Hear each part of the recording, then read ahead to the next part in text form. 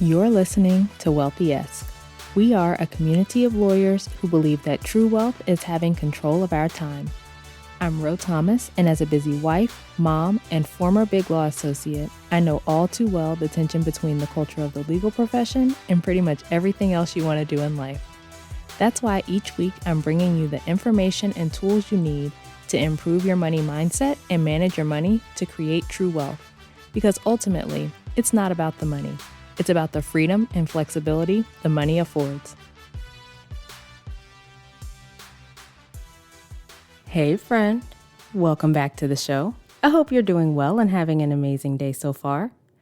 If you are listening to this in real time, we are just a few days away from the end of 2023, so Happy New Year to you. I hope that you are enjoying the end of the year and you're looking forward to the start of a new year. So I will say I am not big on waiting for the new year to do things that we want to do or to make changes that we want to make. But the new year is upon us, and the start of a new year feels like a natural reset point for most people. So today I want to talk about letting go of old things that are keeping you from managing your money better and living the life that you want to live. And let's also talk about some new things that you want to bring into 2024. This is not an exhaustive list by any means, just a few things I was thinking about.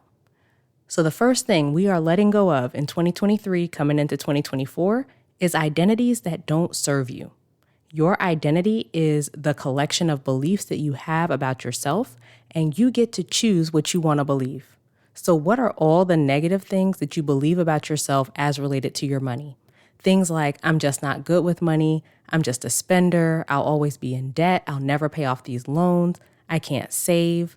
All of that is BS. It's not true. Those are beliefs that you have, and you've just believed them for so long you think they're true. But there's no objective truth to them, and you don't have to believe any of those things anymore.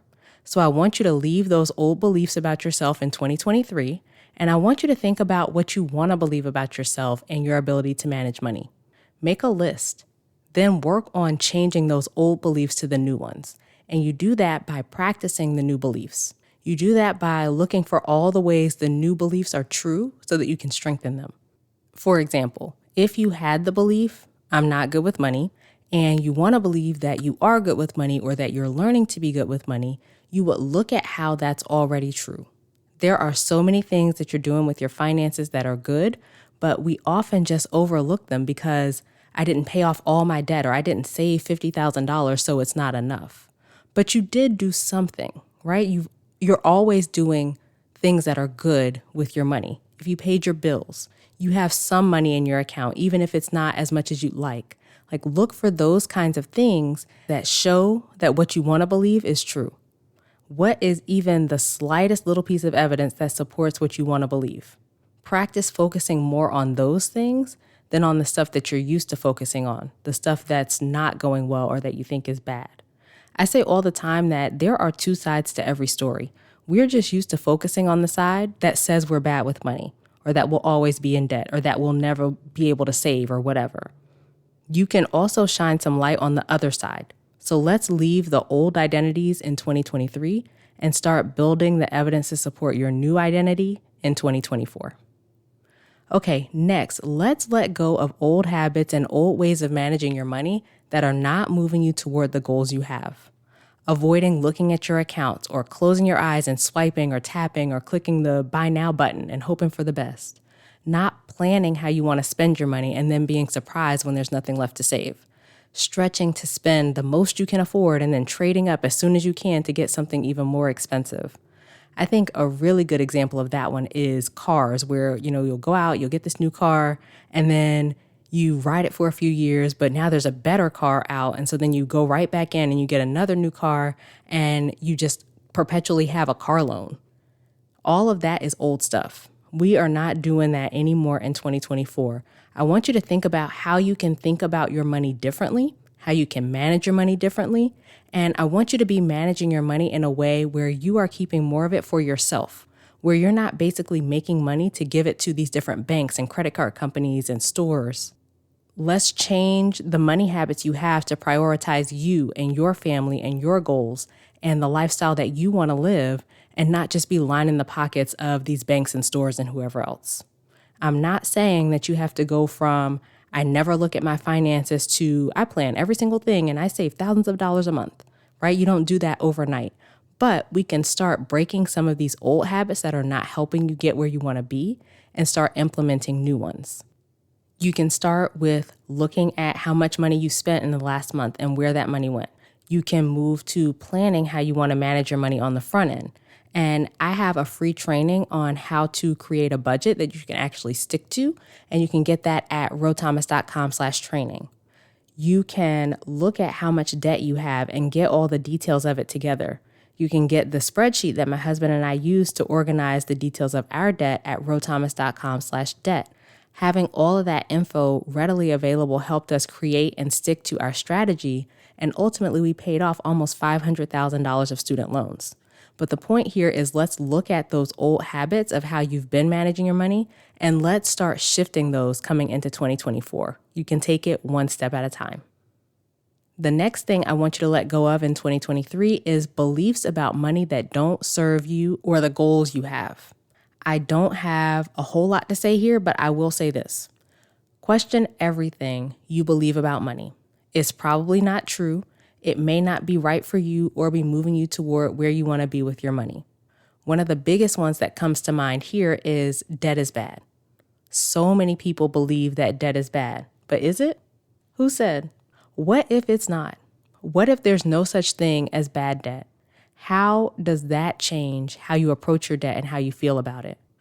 We've been taught to believe that debt is bad or in this concept of good debt and bad debt for so long that a lot of people feel really bad about having debt and they beat themselves up over it. But that feels terrible. It doesn't change your debt balance. And usually it just results in you avoiding your debt, which is not going to help you pay it off. The main point is I want you to question beliefs like this and let them go if they are not getting you to where you want to be with your money. The final thing that I want us to leave in 2023 is advice that doesn't fit how you want to live your life and manage your money. In one of the recent episodes, or it may be coming out after this one, but in one of the episodes, we talk about not taking advice from people who aren't where you want to be in life. With any advice you receive, I think you have to filter it through your own financial strategy and your goals. So some examples here are the advice to save a percentage of every dollar you make, or to put 20% down when you buy a house, or to max out your 401k. All of these things are common advice that we hear, but they don't always fit with how we want to manage our money and live our lives.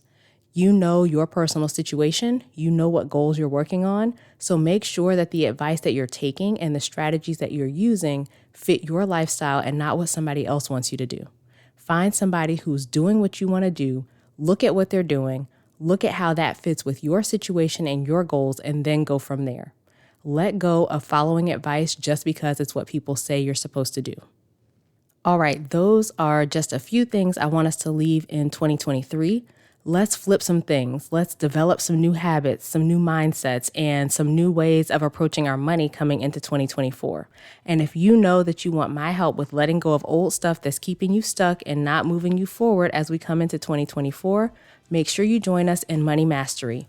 Get started at rothomas.com/join. That is it for this week's episode. Thank you so much for being here. If you haven't done so already, please subscribe to the show, leave a review. Both of those help us get this episode, this podcast pushed out to more people so that we can spread this information to more lawyers, and I appreciate your support. As we close out, friend, I pray that you take the information you learn here, apply it in your life, and open up to the realization that wealth is available to you. As you do that consistently, week after week, you'll continue to take steps to regain control of your time, build wealth, and live the life of freedom and choice you deserve. Happy New Year. Talk to you later.